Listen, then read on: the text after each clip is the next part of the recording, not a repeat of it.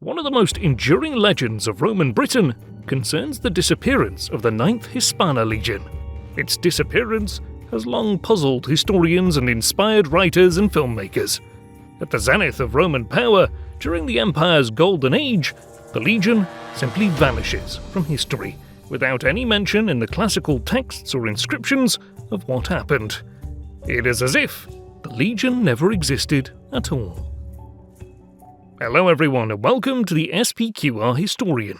On this channel we cover Roman history, and we try to present the past as it was to the best of our ability and the available evidence. If that sounds good, please consider clicking the subscribe button at the bottom right of your screen. This video is done with the support of our friends over at spqrshop.com. They make awesome Roman-inspired jewellery. More on that later. The Ninth was a famous legion that had fought with Caesar against Pompey in 48 BC at Dyrrhachium and Pharsalus. The legion was part of Claudius's invasion of Britain in 43 AD. It suffered a devastating defeat at the hands of Boudicca in 61, but later re-won its glory by participating in Agricola's invasion of the Caledonian tribes in 82 to 83. So, how can such a storied legion just disappear from the records? No text or inscription gives us any hint of what happened. Some academics believe the legion was destroyed in Judea during the Second Jewish Revolt in 132 to 135. The only supporting evidence of this claim is based on the Roman historian Cassius Dio, who wrote that many Romans, moreover, perished in this war. We do know that the 10th Fretensis and the 6th Ferrata took a beating during the revolt, but there was no mention of an entire legion being destroyed. Others claimed that the 9th was the legion destroyed by the Parthians in 161 at the onset of Marcus Aurelius's reign, when they invaded Armenia. But this was almost certainly the 22nd Deiotariana, which was based in the east for its entire career, whereas the 9th had been stationed on the Rhine and in Britain. There is in fact no evidence of the entire legion ever leaving Britain. Some authors point out the two inscriptions in Holland which, they said, put the IX Hispana out of Britain and on the Lower Rhine after 122 AD. As the legion had been based in Britain since 43 AD and had never previously been stationed on the Lower Rhine, these inscriptions must have dated from some time after 122, meaning the legion had been transferred out of Britain not long after 120. And we know that another legion replaced the 9th in Britain in 122. So perhaps the 9th was transferred to be later destroyed in Judea or Armenia.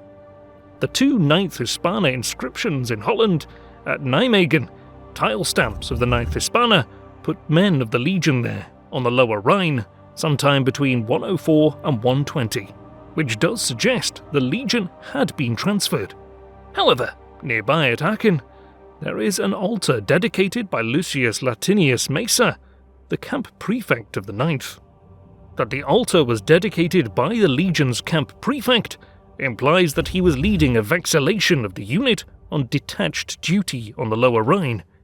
If the entire legion had been present, its legate or tribune would have been expected to make the dedication. Another authority has proposed that a detachment of one or more cohorts of the 9th Hispania Legion was transferred from Britain to Nijmegen in 113 when Trajan was preparing for his 114 to 116 Parthian campaign. The idea is that the 9th's detachments replaced troops taken from the Rhine and sent to the east for Trajan's Parthian operation. It has been pointed out that several auxiliary units were transferred from Britain to the Lower Rhine in around 113, and so probably accompanied the 9th's detachments. All these auxiliary units that had transferred with the 9th Hispana vexillation were back at their old stations in Britain by 120. This suggests that by 120, the 9th Hispana detachment had also rejoined the legion in Britain, where we know the 9th was that year. Perhaps the 9th never left Britain at all, but was utterly destroyed by the tribes north of Roman territory. We know of the last two officials who served in the 9th as Tribunus Laticlavius, Lucius Carus and Lucius Saturninus.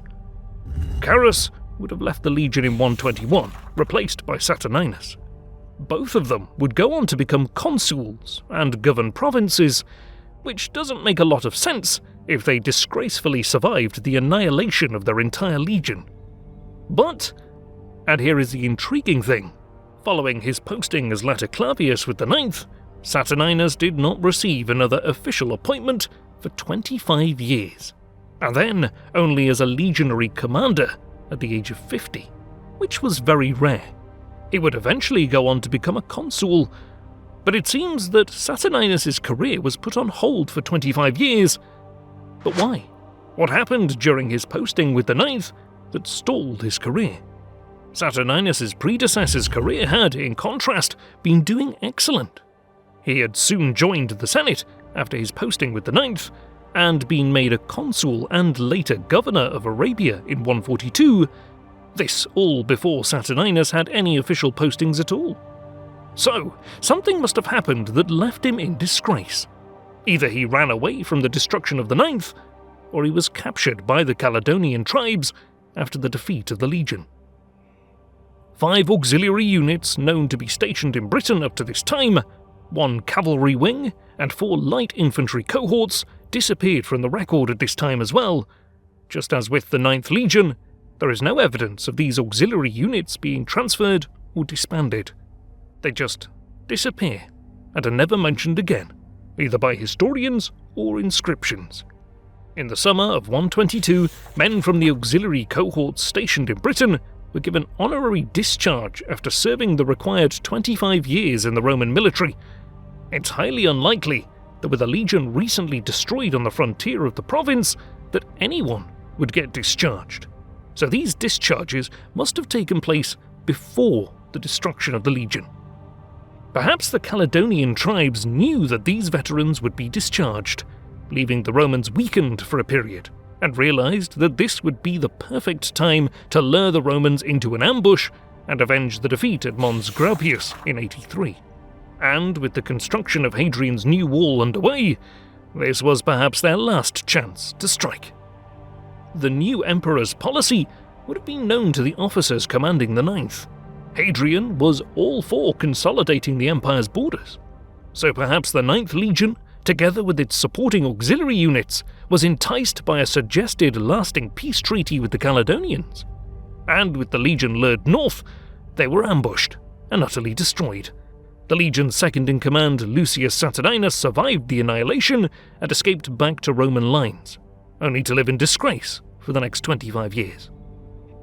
That's one suggestion of what happened to one of Rome's most distinguished legions, yet no one said a word about what really happened. So, we can just speculate. If you find the story of the 9th Legion just as fascinating as we do, go grab an amazing ring from our friends over at S.P.Q.R.shop.com and represent the 9th. They handcraft stunning rings with Roman-inspired motifs. It's the perfect gift for someone who loves ancient history, ideal for the upcoming holiday season, or why not grab one for yourself? I've had my ring for a couple of weeks now, and it's definitely a conversation starter. Use my affiliate link in the description of the video and code the S.P.Q.R. Historian at checkout for a 10% discount. That's the S.P.Q.R. Historian at checkout for a 10% discount. Thanks to our friends over at spqrshop.com for partnering with us on this video, and thank you for watching the video. Remember to like and subscribe to the channel, we really appreciate it, and it helps us grow and reach more people. I hope to see you in the next video.